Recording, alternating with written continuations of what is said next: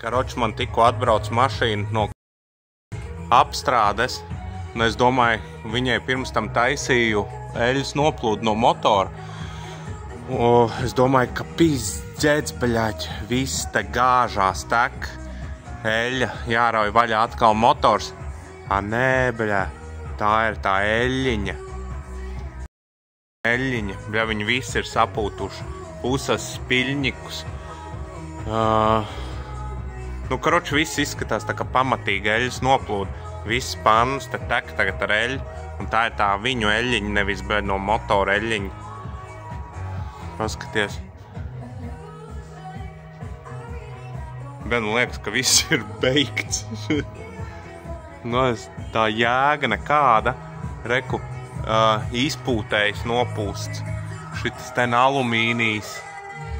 Viss tā kā eļas noplūdē izskatās tā kā no priekš dzīta. Šities izpūtējs slapš.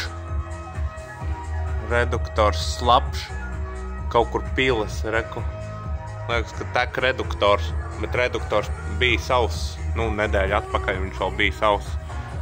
Es te bišķi taisīju piekara aizmugurē tagad. Un, reku. Un šiten man nokrit uzreiz. Rūls nodrup nost.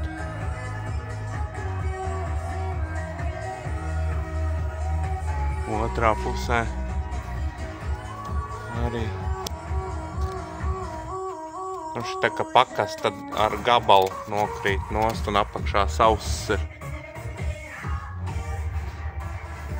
Protams, bet tur, kur ir pliks metāls, tur tagad ir vienkārši eļļains metāls. Tas tā dīž jēgu. No tā visa šeit tiešām neredzu.